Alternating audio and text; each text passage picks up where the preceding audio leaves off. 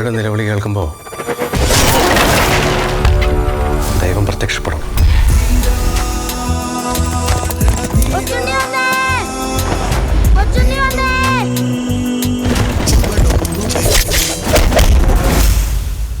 പഴശ്ശിരാജ എന്ന പടം എടുത്തതിന് ശേഷം എന്നെ ഗോകുല മൂവീസിനെ സംബന്ധിച്ചിടത്തോളം ഏറ്റവും വിജയിച്ചൊരു പടമാണ് കായംകുളം കൊച്ചുണ്ണി.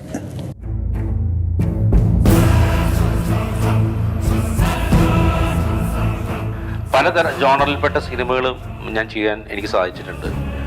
പിന്നെ സിനിമ ബേസ്ഡ് ആയാലും പോലീസ് ബേസ്ഡ് ആയാലും കുട്ടികൾക്ക് വേണ്ടിയുള്ളതായാലും സ്കൂളിനെ ബേസ് ചെയ്തിട്ടുള്ളതായാലും അല്ലെങ്കിൽ റിയൽ എസ്റ്റേറ്റിനെ ബേസ് ചെയ്തിട്ടുള്ളതായാലും പലതരത്തിലുള്ള സിനിമകൾ ചെയ്തിട്ടുണ്ട്. അപ്പോൾ ഒരു ഹിസ്റ്റോറിക്കൽ സിനിമ ചെയ്യണമെന്നൊരു ആഗ്രഹം ഉണ്ടായിരുന്നു. അത് ഞാനിങ്ങനെ ബോബി സഞ്ജയ് അടുത്ത് പറഞ്ഞപ്പോൾ കായംകുളം കൊച്ചുണ്ണിയുടെ അമർചിത്രകഥ ഒന്ന് വായിക്കാൻ പറഞ്ഞു. അങ്ങനെ ഞാനത് അമർചിത്രകഥ വായിച്ചു. അത് കഴിഞ്ഞ് കൊട്ടാരത്തിൽ ശങ്കുണ്ണി എഴുതിയ ഐതിഹ്യമാല വായിച്ചു. അപ്പോൾ രണ്ടും വായിച്ചു കഴിഞ്ഞപ്പോൾ ഇതൊരു രസകരമായി പറയാൻ പറ്റുന്നൊരു സിനിമയാണ് തോന്നി. കായംകുളം കൊച്ചുണ്ണി എന്ന് പറയുന്ന സിനിമ ജനിക്കുന്നത് അവിടെ നിന്നാണ്.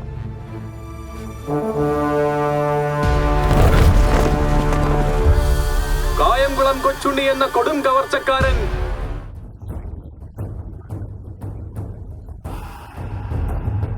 വീണ്ടും നാട്ടിലെത്താൻ പോകുന്നതിന് കുരിമാനം അയച്ചിരിക്കുന്ന അവസ്ഥയിൽ കായംകുളം കൊച്ചുണ്ണി എന്ന് പറയുന്നത് ബേസിക്കലി ഒരു അഡ്വഞ്ചറസ് സ്റ്റോറിയാണ്. കായംകുളം കൊച്ചുണ്ണി അത് എടുക്കണമെങ്കിൽ അതിന് അതിൻ്റെതായിട്ടുള്ള ചില ഒരു വലിപ്പം ആവശ്യമുണ്ട്. ഇങ്ങനെയുള്ള പടങ്ങൾക്ക് മലയാളികൾ പ്രാധാന്യം കൊടുക്കുന്നുണ്ട് മനസ്സിലാക്കിക്കൊണ്ടാണ് ഇത്തിരി രൂപ ചെലവഴിച്ച് ഞാൻ ഒരു പടം എടുക്കാനുള്ള കാരണം. A nice visual experience. This movie shows how this regular boy called Kochuni becomes Kaimkulam Kochuni. He said you should remember this movie in your career. I grew up hearing stories about Kayankulam Kochuni and I thought nothing better than this. അപ്പോൾ ഈ cinema ചെയ്യണമെന്ന് അന്ന് എനിക്ക് ഭയങ്കര ആഗ്രഹമുള്ള ഒരു കാര്യമായിരുന്നു.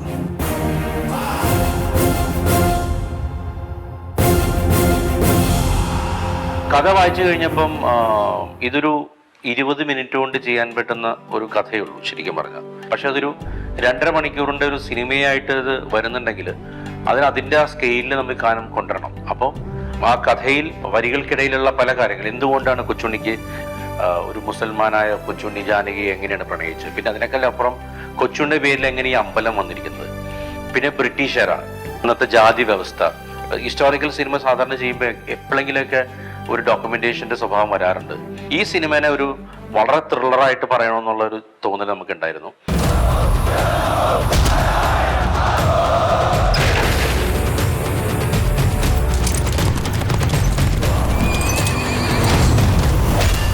ആയിരത്തി 1830 എന്ന് പറയുന്ന കാലഘട്ടം റീക്രിയേറ്റ് ചെയ്യണം. അപ്പം വളരെ ചാലഞ്ചിങ് ആയിട്ടുള്ള ഒരു പ്ലോട്ടാണ് ആസ് എ ഡയറക്ടർ എൻ്റെ കയ്യിലേക്ക് കിട്ടിയത്.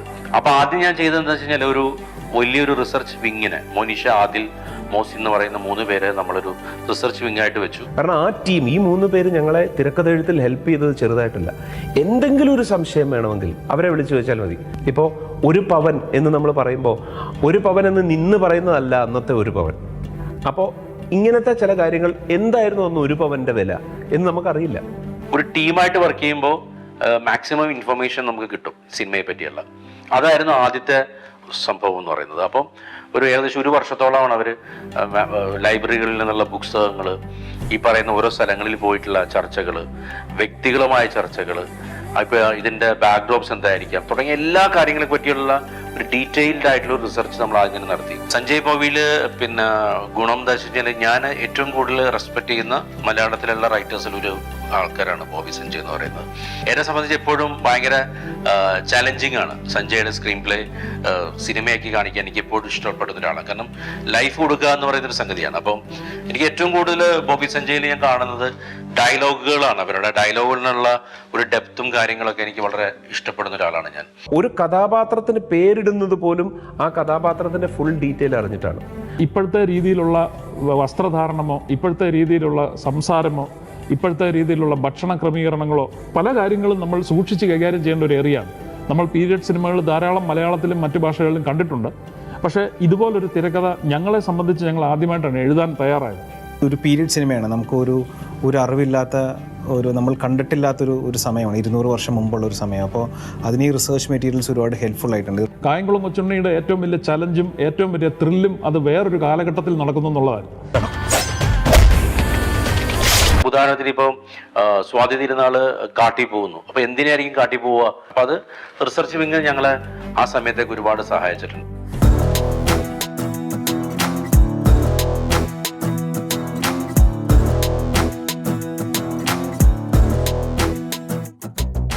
ഒരു സ്ക്രിപ്റ്റിംഗ് എന്ന് പറയുന്ന സംഗതിയായിരുന്നു ആദ്യം തന്നെ ഇതിൻ്റെ ബേസായിട്ട് നമ്മൾ റെഡിയാക്കിയത്. പിന്നീട് അത് ഇത്രയും ബഡ്ജറ്റ് വരുന്ന സിനിമ ആയതുകൊണ്ട് നമുക്കൊരു വലിയൊരു പ്രൊഡ്യൂസറിൻ്റെ ആവശ്യം ഈ സിനിമയ്ക്ക് ഉണ്ടായിരുന്നു. ഒരു വിഷണറി ആയിട്ടുള്ള ഒരു പ്രൊഡ്യൂസർ ആവശ്യമായിരുന്നു. വലിയ സ്കെയിലിൽ ഈ സിനിമ പറയണം എന്നുള്ള തോന്നിയപ്പോൾ മിസ്റ്റർ പ്രവീൺ, ഗോകുലം ഫിലിംസിൻ്റെ സാരഥി, അദ്ദേഹത്തിന് ഒരു സിനിമ ചെയ്യാന്നുള്ളൊരു കമ്മിറ്റ്മെന്റ് ഉണ്ടായിരുന്നു. പ്രവീൺ വഴി ഗോപാലൻ സാറിനെ ഞങ്ങൾ കണ്ടു. ഗോപാലൻ സാറിനടുത്ത് കഥ പറഞ്ഞപ്പോൾ ഏറ്റവും കൂടുതൽ ഗോപാലൻ സാർ ഈ സിനിമയെ സപ്പോർട്ട് ചെയ്തെന്ന് വേണമെങ്കിൽ പറയാം.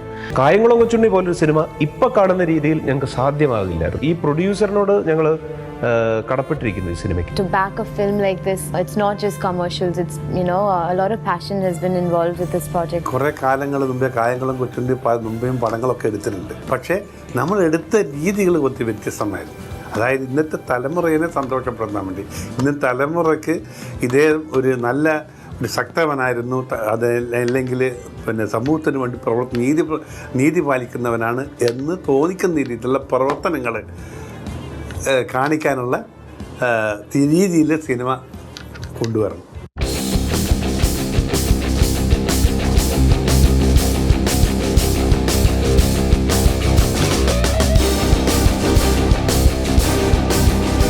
കായംകുളം കൊച്ചുണ്ണിയായിട്ട് പിന്നെ ആര് വേണമെന്ന് പറഞ്ഞപ്പോൾ വേറൊരു ചോയ്സ് ഇല്ലായിരുന്നു. നിവിൻ പോളി തന്നെയാണ് എൻ്റെ മനസ്സിലെത്തുന്നത്.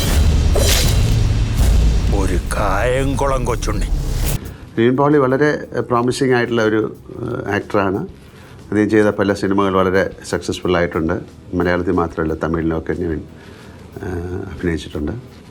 കായംകുളം കൊച്ചുണ്ണി എന്ന് പറയുന്ന ഒരാളെ ശരിക്കും ഷോൾഡർ ചെയ്തുകൊണ്ട് പോവുക എന്ന് പറയുന്നത് വലിയ ഉത്തരവാദിത്തമാണ്. നിവിൻ അതിൽ സക്സസ്ഫുള്ളായി മാറി. എൻ്റെ മുഖത്ത് ഒരുപക്ഷെ ഒരു കുട്ടിത്തമുണ്ട്, ഒരു മാൻലിനെസ് ഉണ്ട്, ഒരു ബോൾഡ്നെസ് ഉണ്ട്, അതേസമയം ഒരു റൊമാൻറ്റിക് ഉണ്ട്. എല്ലാ ഭാവങ്ങളും മുഖത്ത് വരുത്താൻ കഴിവുള്ള ഒരു അഭിനേതാവാണ് നിവിൻ. നമ്മൾ ഏകദേശം 161 ദിവസത്തോളം ഈ സിനിമ ഷൂട്ട് ചെയ്തു, over A span of 9 months.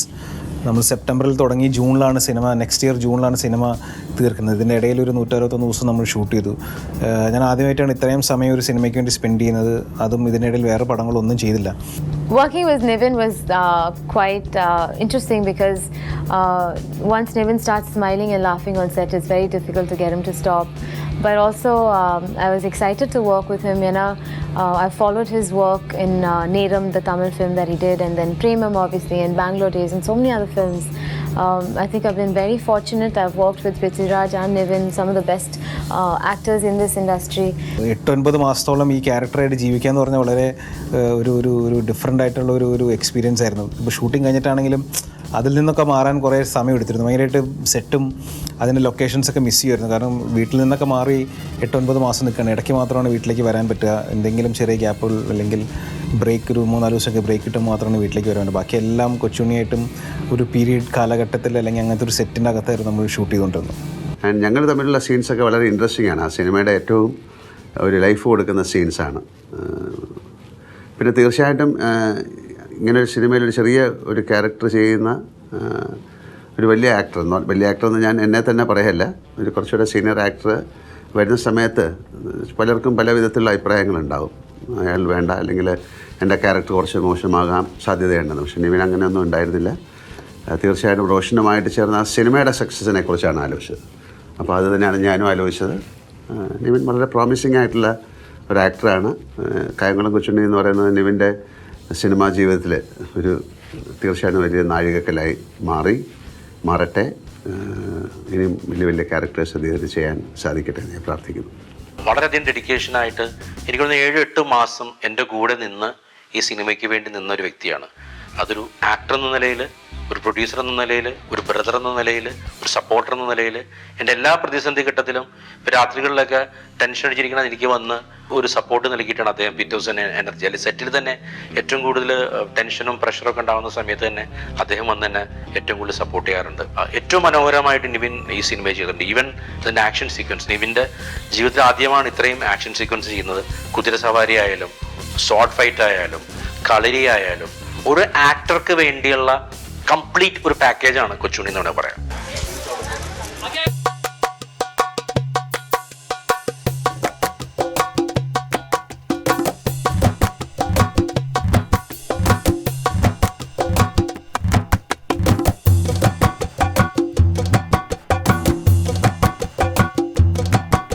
പിന്നീട് എടുത്തു പറയേണ്ട കഥാപാത്രമാണ് ലാലേട്ടൻ ചെയ്ത ഇത്തിക്കര പക്കി. നിവിൻ പോളിയും റോഷനുമാണ് എന്നെ ഈ സിനിമയിലേക്ക് ഇൻവൈറ്റ് ചെയ്യുന്നത്. ഇങ്ങനൊരു കഥാപാത്രമുണ്ട്, അത് ഞാൻ തന്നെ ചെയ്യണമെന്ന് എന്നോട് പറഞ്ഞു. നിവിൻ പോളിയും വിളിച്ചു പറഞ്ഞു. കാര്യം തീർച്ചയായിട്ടും അപ്പം ആ സിനിമയ്ക്ക് അത് ഗുണകരമാകും എന്നവർക്ക് വിശ്വാസമുണ്ടായിരുന്നു. അതുകൊണ്ട് തന്നെയാണ് നമ്മൾ ആ സിനിമ ചെയ്യാൻ പോയത്. അനുഗ്രഹമായിട്ട് തോന്നിയത് ലാലേട്ടൻ്റെ പ്രസൻസാണ്. ലാലേട്ടൻ്റെ കൂടെ ഒരു സിനിമ ചെയ്യാൻ സാധിച്ചു. വളരെ കുറച്ച് ദിവസങ്ങളാണ് സിനിമ നമ്മുടെ കൂടെ ഉണ്ടായുള്ളെങ്കിൽ ആ 12 ദിവസം നമുക്ക് ഏറ്റവും മികച്ച എക്സ്പീരിയൻസ് ആയിട്ട് ഞാൻ കണക്കാക്കുന്നു എൻ്റെ കരിയറിൽ. Once Mohanlal sir came into the project, it just took our project to another level. I still remember the day the first look poster released of his. It went so viral and tremendous response. Ithikkara Pakki എന്ന് പറയുന്നത് unpredictable എന്നുള്ള വാക്കാണ് ഞാൻ ലാലേട്ടന് കൊടുത്തത്. മാനറിസത്തിലും body ലാംഗ്വേജിലും നടക്കുന്ന രീതിയിലായാലും ഒക്കെ കൊണ്ടുവന്നിരിക്കുന്നത്. ഇത്തിക്കര പക്കി എഴുതുന്ന സമയത്തോ ഈ സിനിമയുടെ സമയത്തോ ഒന്നും ലാൽ സാർ മനസ്സിലുണ്ടായിരുന്നില്ല എങ്കിലും ഇപ്പോൾ ലാൽ സാർ അല്ലാതെ വേറെ ആളെ മനസ്സിൽ സങ്കല്പിക്കാൻ പോലും പറ്റാത്തത്ര രീതിയിൽ ഒരു ക്യാരക്ടറാക്കി അദ്ദേഹം ഈ ഇത്തിക്കര പക്കിയെ മാറ്റുകയാണ് ചെയ്തത്. ഇത്തിക്കര പക്കി വളരെ കുറച്ച് സമയം വരുന്നൊരു ക്യാരക്ടറാണ്. അതാണ് ഞാൻ ചെയ്തിരിക്കുന്നത്. ഏതാണ്ട് സിനിമയിൽ ഏതാണ്ട് ഒരു 20 മിനിറ്റോളം ഉള്ളൂ. കായംകുളം കൊച്ചുണ്ണിയെ രക്ഷപ്പെടുത്തി വീണ്ടും നിങ്ങൾ നാട്ടുകാർക്ക് വേണ്ടിയിട്ട് ജീവിക്കണം എന്നൊക്കെ പറഞ്ഞിട്ടൊരു ഉത്തേജനം കൊടുത്തയക്കുന്ന ഒരു കഥാപാത്രമാണ് ഇത്തിക്കര പക്കി. സ്ക്രിപ്റ്റിൽ എഴുതിയിരുന്ന ഇത്തിക്കര പക്കിനേക്കാളും അദ്ദേഹം വന്ന് പെർഫോം ചെയ്യുമ്പോൾ അദ്ദേഹം ഇത്തിക്കര പക്കിയായിട്ട് ട്രാൻസ്ഫോമായും മാറുന്നത് നമ്മൾ കൺമുമ്പിലിരുന്ന് കാണുന്നത് ഭയങ്കര ഒരു ഡിഫറെൻ്റ് എക്സ്പീരിയൻസ് ആണ്. മലയാളക്കരയിൽ ലാലേട്ടൻ ഒരു സിനിമയിൽ അഭിനയിച്ച് നായകനായി അഭിനയിച്ച് കിട്ടുന്നതിനേക്കാളും വലിയ ഒരു പേരാണ് ഇത്തിക്കര പക്കിയിൽ കിട്ടിയിരിക്കണമെന്ന് വേണം എനിക്ക് പറയാം. ഇനി കായംകുളത്ത് ഇവന്റെ നിയമം, കൊച്ചുണ്ണിയുടെ നിയമം.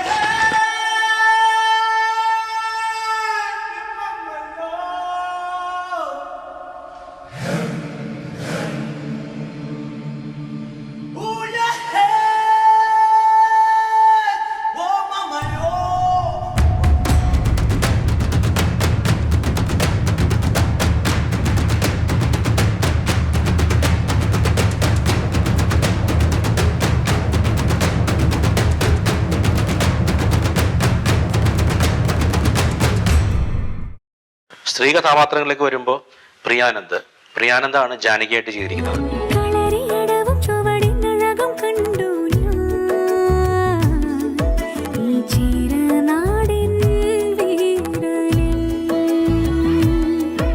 I got a call saying that he wants me to be Janaki and I was shocked. One of the best actress എന്ന് വേണേൽ പറയാം പ്രിയ. A very different role for me. The look was very different. It took some time to get used to it. Roshan sir was very particular about what he wanted and how he wanted her to behave. ഏറ്റവും നല്ല dedicated ആയിട്ട് വന്ന് സിനിമയിൽ അഭിനയിക്കുന്ന ഒരാളാണ് പ്രിയ. എന്നെ അത്ഭുതപ്പെടുത്തിയിരിക്കുന്ന important വിഷയം എന്ന് വെച്ചാൽ മലയാളം ഇത്രയും ബ്യൂട്ടിഫുൾ ആയിട്ട് പഠിക്കാനുള്ള ഒരു ടെൻഡൻസി അവർക്കുണ്ട്. I was a blank slate. When I would go on set, I would just let Roshan sir guide me and direct me the way he wanted Janaki to be. Iduvarikku na panna padangal ellame has always been commercial movies, and for the first time someone saw me be something other than that. So I was very excited. I was nervous to be Janaki because I know Janaki is very special to this film. The only thing I needed to work on was my language. You know, I'm not a Malayalam speaking person and the movie was shot in sync sound. ഞങ്ങൾ കണ്ട ജാനകി പ്രിയാനന്ദിൽ നിന്ന് ഞങ്ങൾക്ക് കിട്ടിയെന്ന് വേണേൽ പറയാം. Sunny vein ഒരുപാട് കഥാപാത്രങ്ങൾ മലയാള സിനിമയിൽ ചെയ്തിട്ടുണ്ട്. സണ്ണിനെ വർക്ക് ചെയ്യിക്കാൻ വളരെ രസമുള്ള ഒരാളാണ്. നിവിൻ്റെ കാര്യം പറഞ്ഞ പോലെ നല്ലൊരു സുഹൃത്താണ് സണ്ണി. സണ്ണിയുടെ ഏറ്റവും നല്ലൊരു പെർഫോമൻസിലൊന്നാണ്. എൻ്റെ അടുത്ത് പറഞ്ഞത് ഒരു ബ്രിട്ടീഷ് ഇന്ത്യൻ പോലീസ് ഓഫീസറുടെ ക്യാരക്ടറാണ്. പേര് കേശവൻ എന്നാണ് തോന്നുന്നത്. കേശവൻ ഈ പറഞ്ഞ പോലെ നല്ലൊരു നെഗറ്റീവ് ഷെയ്ഡുള്ളൊരു ക്യാരക്ടറാണ്. പിന്നെ ബാബുചേട്ടൻ, എൻ്റെ ഭാര്യയാണ് ബാബുചേട്ടനെ റെക്കമെൻഡ് ചെയ്തത് ഈ ഒരു തങ്ങളായിട്ട്. അദ്ദേഹത്തിൻ്റെ കരിയർ ബെസ്റ്റായിട്ടാണ് എല്ലാവരും ഈ സിനിമയെ പറ്റി പറയുന്നത്. ബാബുചേട്ടൻ്റെ കഥാപാത്രം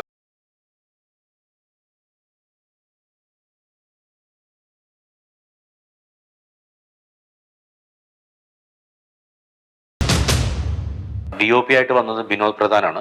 വിനോദ് സാറിൻ്റെ കൂടെ ഒരു സിനിമ ചെയ്യണം എന്നുള്ളൊരു ആഗ്രഹം എനിക്കുണ്ടായിരുന്നു. അപ്പോൾ ആഗ്രഹത്തിൻ്റെ പ്രകാരമാണ് അദ്ദേഹത്തെ കാണുകയും സംസാരിക്കുകയും ഡിസ്കഷൻ ചെയ്യുകയൊക്കെ ചെയ്തത്. വളരെ വളരെ കംഫർട്ടബിൾ ആയിട്ടുള്ളൊരു DOP ആണ്. ഇന്ത്യയിലെ ഏറ്റവും നല്ലൊരു DOP ആണ്. I've seen 2-3 of his films and I really liked the way it was he had made those films. I liked the films that he had made and I was interested in working with him. I know that there was a lot of preparation going on for Kochini in terms of production, in terms of the director, the script and all. And I also had to do a certain amount of normal regular homework of how I'd like to mount the film, how I'd like to show it to the people. ഇതൊരു period cinema ആയതുകൊണ്ടും ലൈറ്റൊന്നും വരാത്തൊരു കാലഘട്ടമായതുകൊണ്ടും അത് recreate ചെയ്ത് ഏറ്റവും beautiful ആയിട്ട് കാണിക്കുക എന്ന് പറഞ്ഞാൽ ഭയങ്കര ചലഞ്ചിങ് ആയിട്ടുള്ളതാണ്. Working with Binod is always a wonderful thing. So it's always good. He's unmatchable in the way he composes the images, and he always has his pulse on the final output. Every heroine is very selfish when it comes to the cinematographer. So I was very, very excited that Binod Pradhan sir was shooting this film. He's one of India's best. He's a legend on his own. Vinod Pradhan ഞങ്ങളുടെ സിനിമയിലേക്ക് വരിക എന്ന് പറയുന്നത് ഞങ്ങളെ സംബന്ധിച്ചൊരു ഭയങ്കര ഓണറായിരുന്നു. ഇത്രയും വലിയ എക്സ്പീരിയൻസ് ആയിട്ട് വന്ന ഒരാളും നമ്മൾ പറയുന്ന ആംഗിളും നമ്മൾ പറയുന്ന സംഗതികളെല്ലാം വെച്ച് വളരെ മനോഹരമായിട്ടാണ് പുള്ളി അത് പിന്നെ എനിക്ക് വേണ്ടി ഷൂട്ട് ചെയ്യാൻ സമ്മതിച്ചത്. പിന്നീട് അദ്ദേഹത്തിന് കരൺ ജോഹറിൻ്റെ ഒരു പടം ഉള്ളതുകൊണ്ട് അദ്ദേഹം പോയി. അപ്പോഴാണ് നീരവ് ഷാ വരുന്നത്. കാരണം ആ ഒരു ക്വാളിറ്റിയിൽ പിന്നെ മുൻപോട്ട് പോകാൻ പറ്റിയ ഒരാൾ നീരവ് ഷാ ആയിട്ട് എനിക്ക് തോന്നി. പിന്നെയാണ് നീരവ് ഷാനെ വിളിക്കുന്നത്. അപ്പോൾ ശങ്കറിൻ്റെ 2.2 ഒക്കെ ചെയ്തിട്ടുള്ളൊരു വ്യക്തി ആയതുകൊണ്ടും വലിയ സിനിമകൾ മദ്രാസ് പട്ടണം പോലത്തെ സിനിമകളൊക്കെ നീരവ് ഷാ ഷൂട്ട് ചെയ്തതുകൊണ്ടാണ് നീരവ് ഷാനെ വിളിക്കുന്നത്. സുധീർ പൽസാനെ വന്നു. 10 ദിവസം സുധീർ പൽസാനെയാണ് ഷൂട്ട് ചെയ്തത്. ക്ലൈമാക്സ് പോർഷൻ നീരവ് ഷായും സുധീർ പൽസാനെയും 2 ക്യാമറമാൻ വേണ്ടി വെച്ചിട്ടാണ് ഷൂട്ട് ചെയ്തത്. ക്ലൈമാക്സ് ഒക്കെ ഏറ്റവും കൂടുതൽ എടുത്തു പറഞ്ഞൊരു സിനിമയാണ്. പക്ഷേ ഈ 3 ക്യാമറമാന്മാരും ഈ സിനിമ ഷൂട്ട് ചെയ്തിട്ടുണ്ടെങ്കിലും ഇത് ആരെപ്പോൾ എങ്ങനെ ഷൂട്ട് ചെയ്യുന്നുള്ള കാര്യം പറയാൻ പറ്റാത്ത രീതിയിൽ എൻറ്റയർ ഒരൊറ്റ സിനിമ കാണുന്ന ഫീലിൽ തന്നെ നമുക്ക് തോന്നുന്നു.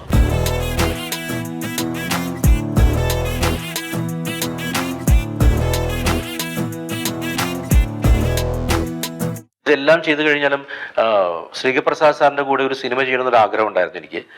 ഇന്ത്യയിലെ തന്നെ ഏറ്റവും അഭിമാനിക്കാവുന്ന എഡിറ്ററാണ് ശ്രീകർ സാറ്. അപ്പം അദ്ദേഹത്തിൻ്റെ അടുത്ത് ആദ്യം പോവുകയും സ്ക്രിപ്റ്റ് പറയുകയും സ്ക്രിപ്റ്റ് വായിച്ച് എൻറ്റയർ സിനിമ അദ്ദേഹത്തിൻ്റെ അടുത്ത് പറഞ്ഞു. അതിനുശേഷം ഒരു എഡിറ്റിംഗ് ഞങ്ങൾ അവിടെ നിന്ന് ചെയ്തു. ഈ സിനിമ ഇങ്ങനെയായിരിക്കും നമ്മൾ ചെയ്യാൻ പോകണേ എന്നുള്ളത്.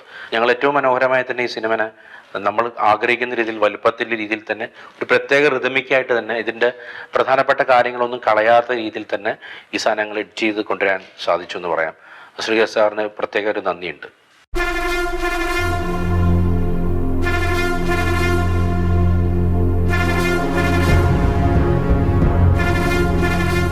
കായംകുളം കൊച്ചുണ്ണി എന്ന് പറയുന്നത് ബേസിക്കലി ഒരു അഡ്വഞ്ചറസ് സ്റ്റോറിയാണ്, ഒരു സാഹസികന്റെ കഥയാണ്. ഈ സാഹസികന്റെ കഥ പറയാൻ നമുക്ക് നല്ല സംഗീതം ആവശ്യമായിരുന്നു. ഗോപി സുന്ദറാണ് ഇതിൻ്റെ ബാക്ക്ഗ്രൗണ്ട് ചെയ്തിരിക്കുന്നത്. ഇതിൻ്റെ റഫീഖ് അഹമ്മദ് ഒരു പാട്ട് ചെയ്തിട്ടുണ്ട്. ഷോബിൻ കണ്ണങ്കാട് എന്ന് പറയുന്ന ആളാണ് അദ്ദേഹത്തിൻ്റെ ബാക്കിയുള്ള 2 പാട്ട് എഴുതിയിരിക്കുന്നത്. ഷോബിൻ്റെ ആദ്യത്തെ മലയാള സിനിമയാണ്. ഭാഗ്യം കൊണ്ട് ഷോബിനെ മലയാളത്തിൽ ഇൻട്രൊഡ്യൂസ് ചെയ്യാൻ എൻ്റെ ഭാഗ്യം എന്ന് വേണമെങ്കിൽ പറയാം. കളരിയടവും പിന്നെ ഐറ്റം സോങ്ങും അദ്ദേഹമാണ് എഴുതിയിരിക്കുന്നത്. എൻ്റെ സിനിമയായിട്ട് ചെല്ലുമ്പോൾ പ്രത്യേകമായ രീതിയിലൊരു കെയറിങ് ഗോപി കൊടുക്കാറുണ്ട്. മനോഹരമായിട്ടുള്ള ഒരുപാട് പാട്ടുകൾ പടത്തിലുണ്ട്. ഇപ്പം ഇതിൻ്റെ ലവ് സോങ് ആണെങ്കിലും ഇതിൻ്റെ ഒരു ട്രെയിനിങ് സോങ് ആണെങ്കിലും ഐറ്റം സോങ് ആണെങ്കിലും പല രീതിയിലുള്ള പാട്ടുകൾ ഈ സിനിമയ്ക്കകത്ത് വരുന്നുണ്ട്. അന്നത്തെ കാലഘട്ടത്തിൽ ഇൻസ്ട്രുമെൻറ്റ്സ് ഉപയോഗിച്ചിട്ട് അല്ലെങ്കിൽ ആ സൗണ്ടിങ് കിട്ടുന്ന രീതിയിലുള്ള ഇൻസ്ട്രുമെൻറ്റ്സ് ഉപയോഗിച്ചിട്ട് തന്നെയാണ് ഇതിൻ്റെ സോങ്ങും ബാക്ക്ഗ്രൗണ്ട് സ്കോറും എല്ലാം ചെയ്തിരിക്കുന്നത്. It's a song that we just traveled throughout the film for months together. We shot in different locations and it's just so beautiful to watch Janaki and Kochuni's love story just develop over time. Again, thank you so much to him. ഇനിയൻ വഴിത്താരയിൽ നീഹാരമായി ആലോലമായി നിന്നു നീ Janaki.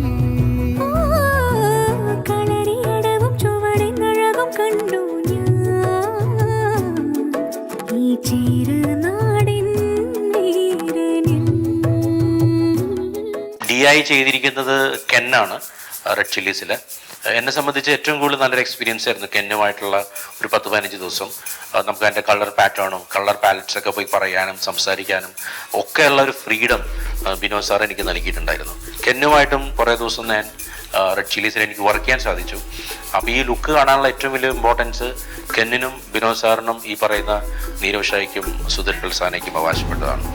We prepared for this project by basically taking various parts of the movie and putting into a small clip and then grading those individual clips together to see how it all flows from the flashback to the jungle, to the night jungle, to the village, to various close-ups and long shots to make sure the actors are working together and the skin tones look proper in each situation.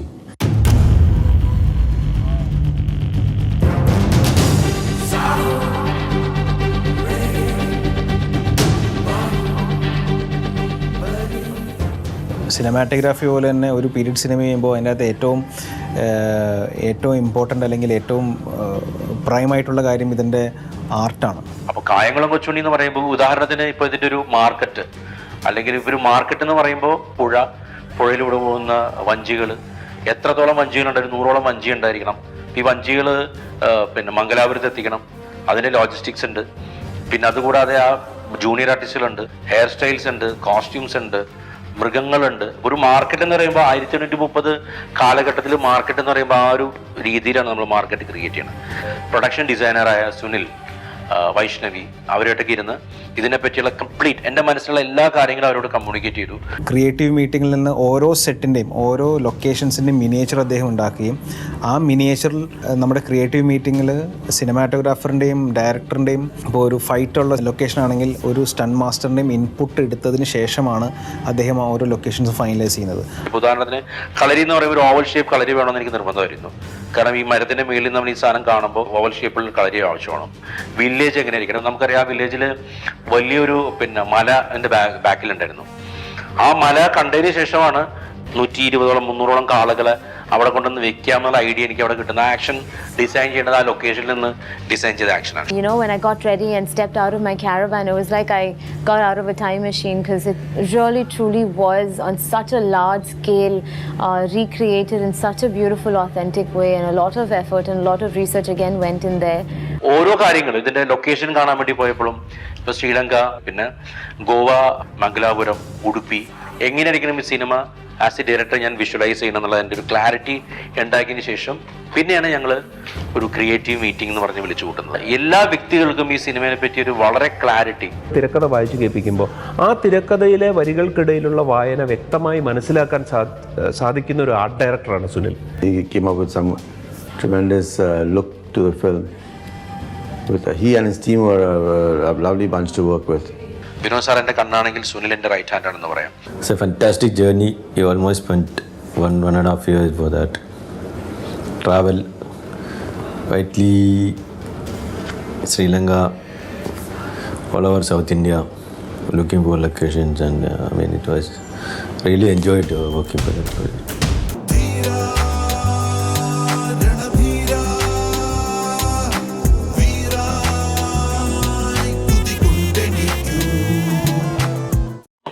ധനിയുമായിട്ട് ഞാൻ ഒരുപാട് സംസാരിച്ചപ്പോഴാണ് ആ കുട്ടിയുടെ ഒരു ഇതിനോടുള്ള passion എനിക്ക് മനസ്സിലാവുന്നത്. നമ്മൾ ആദ്യം ഏത് ടെക്നീഷ്യനെ വെക്കുന്നവർ മുമ്പായിട്ട് ഞാൻ അവരോട് കുറേ അധികം സംസാരിക്കാറുണ്ട്. മേജർ ക്യാരക്ടേഴ്സും മൈനറായിട്ട് ഒരുപാട് ക്യാരക്ടേഴ്സ് ഉണ്ട്, ജൂനിയർ ആർട്ടിസ്റ്റുകൾ ഒരുപാട് പേരുണ്ട്. അവരുടെ കോസ്റ്റ്യൂം പോലും സ്പെസിഫിക് ആയിട്ട് ഏത് ക്ലോത്ത് വേണമെന്ന് വരെ ഈ ക്രിയേറ്റീവ് മീറ്റിങ്ങിൽ ഡിസ്കഷനിലുണ്ടായിരുന്നു. ഈ പറയുന്ന പോലെ തയ്യൽ ഇല്ല.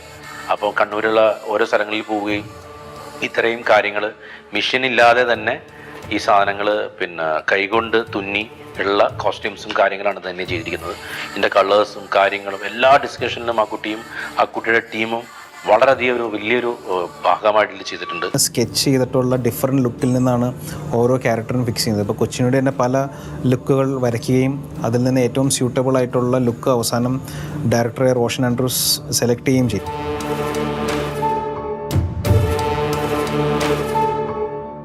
രഞ്ജിത്തിൻ്റെ ടീമും. കാരണം അറിയാം, ജൂനിയർ ആർട്ടിസ്റ്റ് അവരെ അന്നത്തെ കാലത്തെ ഹെയർ സ്റ്റൈല് എല്ലാ കാര്യങ്ങളും ചെയ്യണമെങ്കിൽ ഇവർ വെളുപ്പിന് എഴുന്നേറ്റ് ഒരു 4 മണിക്ക് എഴുന്നേറ്റ് ഇവരുടെ കംപ്ലീറ്റ് മേക്കപ്പും കാര്യങ്ങളൊക്കെ ചെയ്യണം. അപ്പോൾ ഒരു 15-20 പേരുണ്ട് മേക്കപ്പ് ഡിപ്പാർട്ട്മെൻറ്റിൽ തന്നെ ഈ സിനിമയിലുണ്ടായിരുന്നു. ഈ സിനിമ അത്രയും നന്നായിട്ട് കേരളം ആക്സെപ്റ്റ് ചെയ്യുമ്പോഴും ഇതിൻ്റെ പിന്നിൽ എത്രയോ മനുഷ്യരുടെ ഹാർഡ് വർക്ക് ഉണ്ടാവും.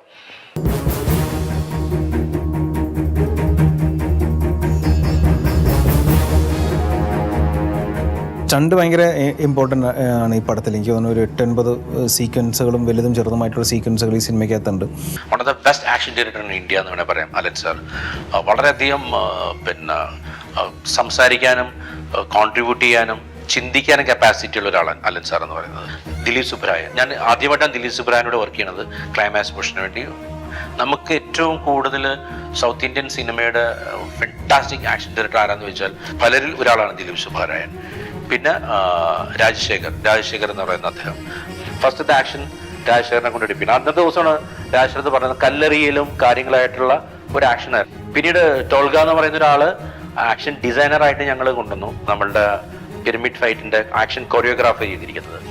ഓരോ ഫൈറ്റും ഡിഫറെൻറ്റ് രീതിയിൽ കൊറിയോഗ്രാഫി ചെയ്തിട്ടാണ് ഈ 9 ഫൈറ്റും ഈ സിനിമയ്ക്കകത്ത് ഉള്ളത്.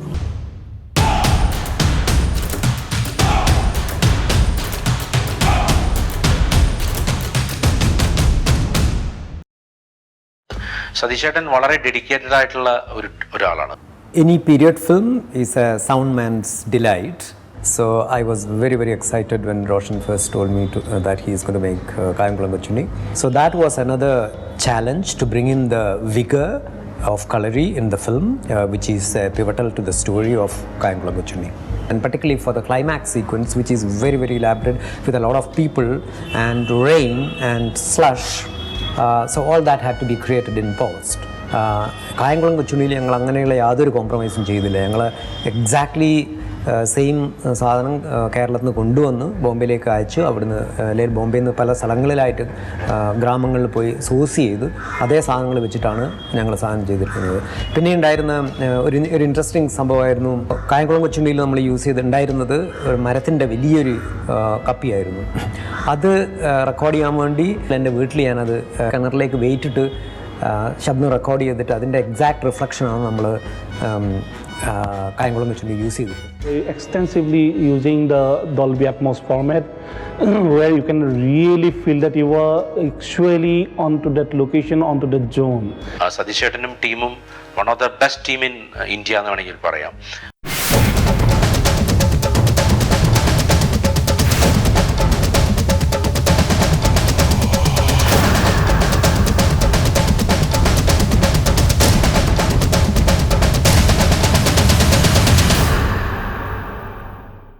CG വർക്കിൽ സനത്തും സുരേഷിനോടാണ് പ്രത്യേകം നന്ദി പറയാനുള്ളത്. അവർ പറയും നമുക്ക് എന്തോരം പോർഷൻ ആർട്ടിൽ നമ്മൾ ക്രിയേറ്റ് ചെയ്യണം, ബാക്കി അവർ എക്സ്റ്റെൻഡ് ചെയ്യുകയോ അല്ലെങ്കിൽ അത് കൂട്ടുകയോ ചെയ്യും. ഇപ്പം ഇപ്പോൾ ഒരു 5000 ജൂനിയർ ആർട്ടിസ്റ്റ് വേണ്ട സ്ഥലത്ത് ഇപ്പം നമ്മൾ 1000 ജൂനിയർ ആർട്ടിസ്റ്റ് കൊടുത്താൽ മതി, ബാക്കി അവർ മൾട്ടിപ്ലൈ. ഇപ്പം അങ്ങനെ ഒരുപാട് അഡ്വാൻസ്ഡ് ആയിട്ടുള്ള ടെക്നിക്സ് ഇപ്പോൾ വന്നിട്ടുണ്ട്. അപ്പോൾ VFXൻ്റെ ഇൻവോൾവ്മെൻറ്റ് തുടക്കം മുതൽ ഉണ്ടായത് വളരെയധികം ഇതിൻ്റെ ബഡ്ജറ്റ് കുറയ്ക്കാനായിട്ട് ഹെൽപ്പ് ചെയ്തിട്ടുണ്ട്. ഈ സിനിമയുടെ കഥ കേട്ടു, അതിനുശേഷം ഇതിൻ്റെ ക്യാരക്ടർ സ്കെച്ച് ചെയ്യുന്നത് സനത്ത് വഴിയാണ്. എംബോർഡ് സീക്വൻസിൽ തന്നെ ആ ഒരു വിൻഡും ആ ഒരു സ്റ്റോവും ഒക്കെ ഉണ്ടാക്കിയാൻ വലിയൊരു പങ്ക് അവർക്കുണ്ടെന്ന് തന്നെ പറയാം. ഒരു ഷോട്ട് എടുത്തു കഴിഞ്ഞാൽ തന്നെ സുരേഷ് ഞാൻ ചോദിക്കും, സുരേഷ് നമുക്ക് ഇത് എന്തെല്ലാം ചെയ്യാം, ഇതെല്ലാം ഇതിൻ്റെ സ്കെയിൽ ചെയ്യാം, ഇതിൻ്റെ ബാക്ക്ഗ്രൗണ്ട് എന്തെല്ലാം മാറ്റാം തുടങ്ങിയ എല്ലാ സപ്പോർട്ടും സുരേഷിൻ്റെ ഭാഗത്തുണ്ടായിരുന്നു. സനത്തായിരുന്നു കംപ്ലീറ്റ് സൂപ്പർവൈസേഷൻ ചെയ്തിരിക്കുന്നത്. എല്ലാ ക്രിയേറ്റിവിറ്റിയിലും സനത്തുണ്ടായിരുന്നു. ഈ സിനിമയുടെ ഒരു ഔട്ട്കമ്മിന് ഒരു പ്രത്യേക ലുക്കിലേക്ക് സിനിമ കൊണ്ടുവരുന്നതിൽ സനത്തിൻ്റെ കോൺട്രിബ്യൂഷനും സുരേഷിൻ്റെ കോൺട്രിബ്യൂഷനും വലുത് തന്നെയാണ്. ജിജി എന്ന് പറയുന്ന ഒരു സ്റ്റോറി ബോർഡ് റൈറ്റർ, വളരെ അടുത്ത സുഹൃത്താണ് എൻ്റെ. അശുതോഷ് ഗൗരിക്കാരൻ്റെ ഒക്കെ പടങ്ങൾ ചെയ്യുന്ന ഒരാൾ. അദ്ദേഹം ഇവിടെ വന്നു ഒരാഴ്ച ഗോകുലം പാർക്കിലിരുന്ന് നമ്മൾ അതിൻ്റെ ഡിസൈനിങ് കാര്യങ്ങളും പറഞ്ഞു, ഷോർട്ട് ഡിവിഷൻസ് ഒക്കെ പറഞ്ഞു. പിന്നെ അതിനുശേഷം ബോംബെയിൽ പോയിട്ട് ജിജി അവിടെ ഇരുന്നിട്ട് ജിജിയും ടീമും കൂടിയാണ് അതിൻ്റെ കംപ്ലീറ്റ് കാര്യങ്ങൾ ചെയ്യുന്നത്. ഇതിൻ്റെ ബാക്ക്ഡ്രോപ്സും കാര്യങ്ങളും എന്തൊക്കെ ചെയ്യാൻ പറ്റുന്നു അതൊക്കെ നമ്മൾ പറഞ്ഞു. ഒരു 1.5-2 മാസത്തെ ഒരു സംഭവമാണ്. അതിനൊരു പ്രീവിക്സ് എന്ന രീതിയിൽ നമ്മളത് മാറ്റുന്നത്. അപ്പോൾ ഒരു സംവിധായകന് വേണ്ട കംപ്ലീറ്റ് ഡീറ്റെയിൽസും including lens, angle, shots, complete കാര്യങ്ങളാണ്.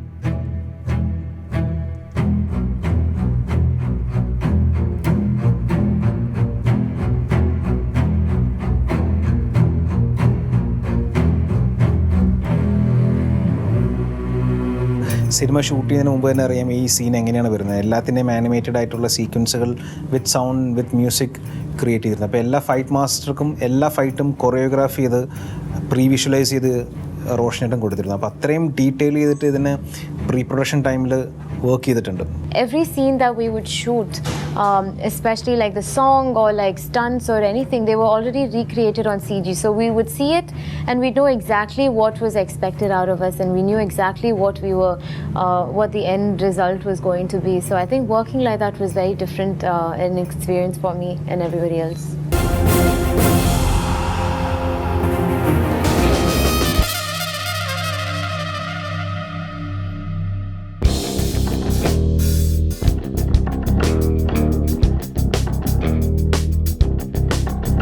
റോഷൻ വളരെ ഒരു സെൽഫിഷ് ആയിട്ടുള്ള ഡയറക്ടർ, അങ്ങനെയാണ് ഞാൻ പറയുന്നത്. കാര്യം പുള്ളിയൊക്കെ ഒരു കാര്യം വേണമെങ്കിൽ അത് എങ്ങനെയെങ്കിലും സാധിച്ചെടുക്കും. It's for the betterment of the movie. നല്ല കാര്യമാണ്. സിനിമയെക്കുറിച്ച് വളരെയധികം നല്ല ചിന്തകളുള്ള ഒരു ഡയറക്ടറാണ്. നല്ല സിനിമകൾ ഉണ്ടാകണമെന്ന് ആഗ്രഹിക്കുന്ന ആളാണ്. ഒരു സിനിമ എങ്ങനെ എടുക്കണമെന്ന് അറിയാവുന്ന ആളാണ്. സിനിമയെക്കുറിച്ച് എപ്പോഴും പഠിച്ചുകൊണ്ടിരിക്കുന്ന ആളാണ്. കായംകുളം കൊച്ചുണ്ണി ഇത്രയും വലിയൊരു സിനിമ എടുക്കുക എന്ന് പറയുന്നത് അത്ര ഈസിയായ കാര്യമല്ല. പക്ഷെ അതിനെ തീർച്ചയായിട്ടും അതിൻ്റെ തിരക്കഥാകൃത്ത്, അതിൻ്റെ പ്രൊഡ്യൂസർ, അതിൽ അഭിനയിച്ചിരിക്കുന്ന ആൾക്കാരൊക്കെ എല്ലാവരുടെയും കൂടെ ഒരു കോൺഗ്രസ്സാണ് കായംകുളം കൊച്ചുണ്ണി. പക്ഷേ ആസ് എ ഡയറക്ടർ തീർച്ചയായിട്ടും വളരെ പ്രോമിസിങ് ആയിട്ടുള്ളൊരു ഡയറക്ടറാണ്. കായംകുളം കൊച്ചുണ്ണി എന്ന് പറയുന്ന ഒരു സിനിമ എന്താ പറയുക, മലയാളത്തിൻ്റെ കയ്യിൽ ഒതുങ്ങുമോ എന്ന് നമുക്ക് തോന്നുന്ന ഒരു സിനിമയുടെ കോൺസെപ്റ്റ് പറയുമ്പോഴേ നമ്മളിത് ചെയ്യുന്നു എന്ന് പറയുന്ന ഒരു സംവിധായകൻ, അതാണ് റോഷൻ. ഞങ്ങളുടെ 10ാമത്തെ സിനിമയാണ് കായംകുളം കൊച്ചുണ്ണി. അതിൽ 6ാമത്തെ സിനിമ, റോഷനുമായിട്ടുള്ള 6ാമത്തെ സിനിമയാണ് കായംകുളം കൊച്ചുണ്ണി. അപ്പോൾ തന്നെ ഞങ്ങളും അദ്ദേഹവും തമ്മിലുള്ള ബന്ധം എന്താണെന്ന് ഊഹിക്കാം. ഒരു കഥ കേട്ടാൽ ഉടനെ അതിലേക്ക് പെട്ടെന്ന് ഇറങ്ങിച്ചെല്ലാനും അതിനെപ്പറ്റിയുള്ള എക്സ്റ്റെൻസീവായിട്ടുള്ള റിസർച്ച് ചെയ്യാനും എത്ര ഒരു ജോലി ചെയ്യാനും മടിയില്ലാത്ത ഒരാളാണ് റോഷൻ. ഒരു സീൻ വായിച്ച് കേൾപ്പിച്ചു കഴിഞ്ഞാൽ, ഞങ്ങൾ ഒരു സീൻ പറഞ്ഞു കഴിഞ്ഞാൽ ഈ സീനെ ഞാൻ ഇങ്ങനെയാണ് കാണുന്നത് എന്ന് റോഷൻ പറഞ്ഞാൽ ആ പറഞ്ഞത് തന്നെ ആയിരിക്കും നമ്മൾ സ്ക്രീനിൽ കാണുന്നത്. ഇത്രയും ബ്രില്യൻ്റ് ആയിട്ടുള്ള ഒരു ഡയറക്ടറിൻ്റെ കൂടെ വർക്ക് ചെയ്തിട്ടില്ല എന്ന് തന്നെ പറയാം. അത്രയും ഡീറ്റെയിലിങ്ങും അല്ലെങ്കിൽ അത്രയും മൈന്യൂട്ട് കാര്യങ്ങൾ ഇത്രയും ശ്രദ്ധ ചെലുത്തുന്ന ഒരു ഡയറക്ടറാണ്. Not just with me, from the junior artists to some of the most senior artists in the film, he knows exactly what he wants. So he's very interesting to be directed by someone like him. നമ്മൾ സാധാരണ ഒരു സിനിമയിൽ ഒരു 3 മാസമൊക്കെയാണ് ഒരു pre production സമയം. ഇതിനെനിക്ക് ഒരു 1.5 വർഷത്തോളം pre production ചെയ്ത് പ്രീ വിഷ്വലൈസേഷൻ ചെയ്ത് എല്ലാത്തിൻ്റെയും ഡേറ്റ എടുത്ത് കയ്യിൽ വെച്ചതിന് ശേഷമാണ് അദ്ദേഹം ഷൂട്ടിംഗ് ലൊക്കേഷനിലേക്ക് വരുന്നത് തന്നെ.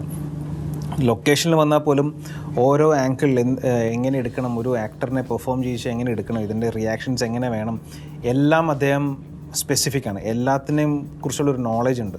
അപ്പോൾ അത് ഭയങ്കരമായിട്ട് സിനിമേനെ ഹെൽപ്പ് ചെയ്തിട്ടുണ്ട്. റോഷൻ ചേട്ടൻ്റെ കൂടെ എന്താണ് പറയുക, ഇപ്പോൾ അടുത്ത പടവും ഒരു പ്ലാനിങ് നടക്കുന്നു. ഇനിയും സിനിമകൾ ചെയ്യാൻ സാധിക്കട്ടെ എന്ന് ആഗ്രഹിക്കുന്നു.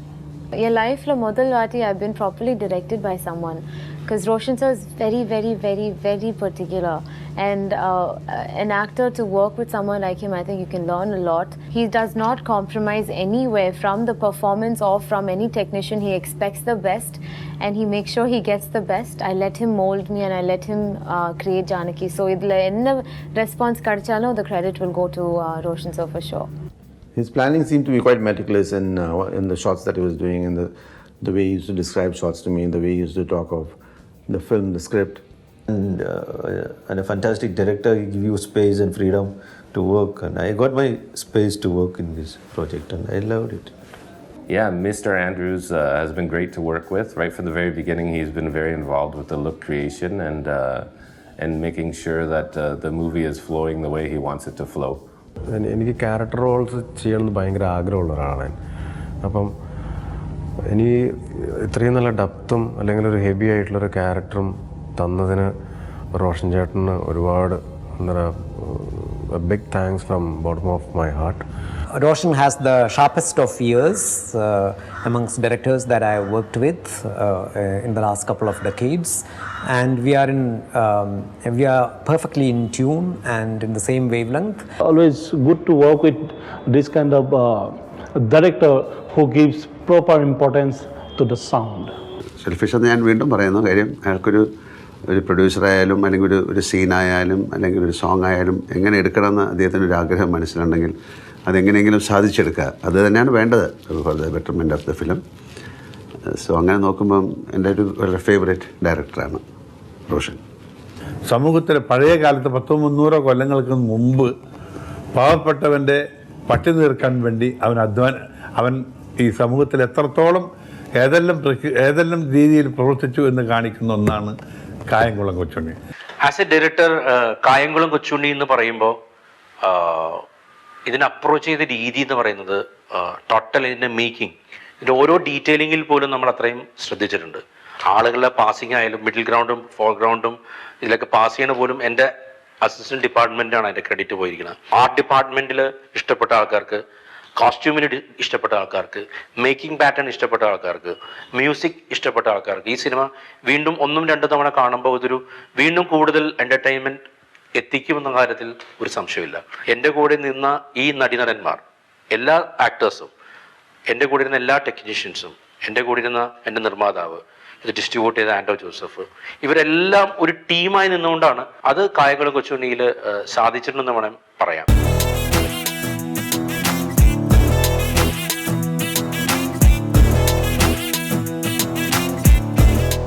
ഇപ്പോൾ ഇതിൻ്റെ ഒരു മേക്കിംഗ് വീഡിയോ കാണുന്ന ഈ പ്രേക്ഷകനും ഒരു പക്ഷേ നിങ്ങൾ നാളെ ഒരു സിനിമ സംവിധായകനോ റൈറ്ററോ ആക്ടറോ ആയിട്ട് മാറിയേക്കോളാം.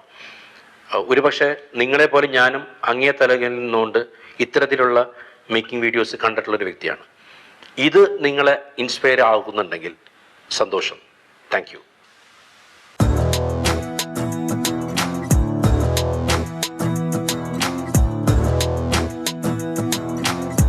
സ്വർഗമില്ല, നരകമില്ല, ഒറ്റ ജീവിതം.